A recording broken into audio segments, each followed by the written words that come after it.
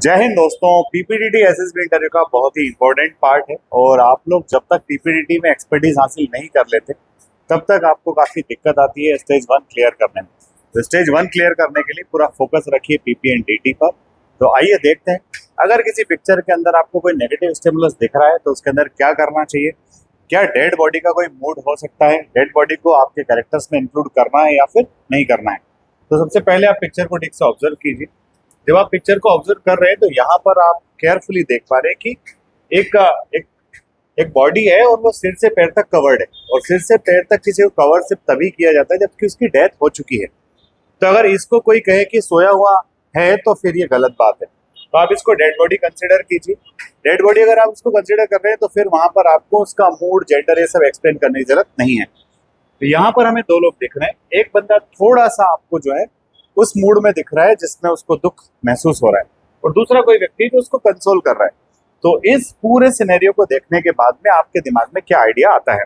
तो बात यह है कि चूंकि आप एनडीए या फिर सीडीएस एंट्री से सीखने जा रहे हो तो आपको अपनी एज ग्रुप के व्यक्ति को जो है अपना हीरो बनाना है। तो एज ग्रुप का व्यक्ति अगर आपका हीरो है तो ये बंदा आपका हीरो हुआ, और ये जो है कहीं ना कहीं हमें लग रहा है कि या कोई डॉक्टर हो सकता है या फिर कोई फैमिली सपोर्टर हो सकता है जो इसको कंसोल कर रहा है। तो आप इस पिक्चर को देखने के बाद में बताइए कि नंबर ऑफ कैरेक्टर्स जो आपको सीन है वो 2 हैं, उसमें से दोनों ही मेल्स हैं।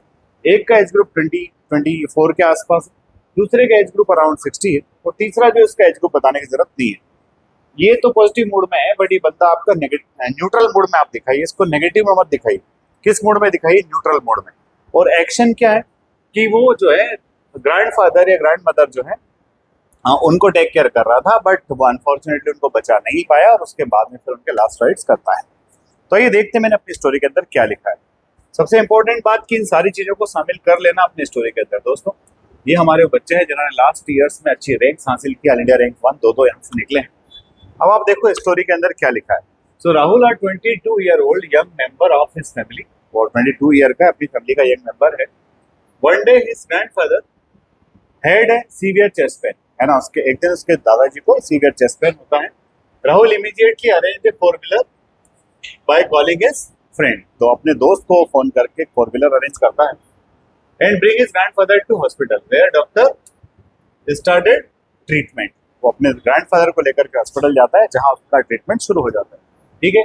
And suggested some test, Rahul help his grandfather in conducting the test. Doctors जो टेस्ट सजेस्ट करते हैं राहुल हेल्प करता है उसके ग्रैंडफादर के सारे टेस्ट कराने में, ठीक है। Some reports were showing symptoms of heart attack, कुछ रिपोर्ट बता रहे भाई क्या आया हुआ है, हार्ट अटैक आया हुआ है।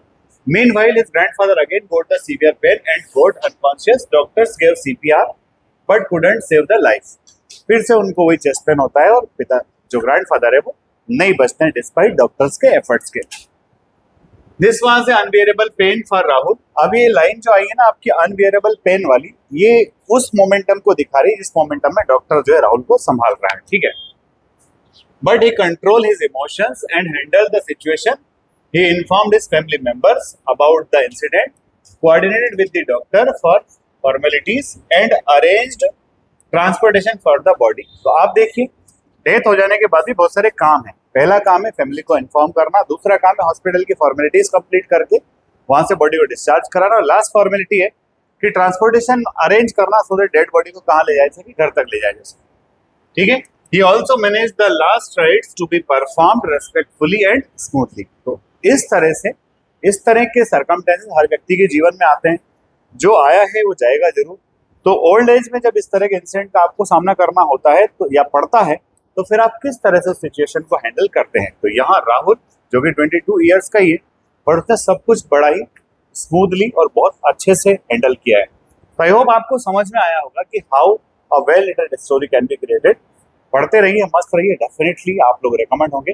जय हिंद, जय भारत।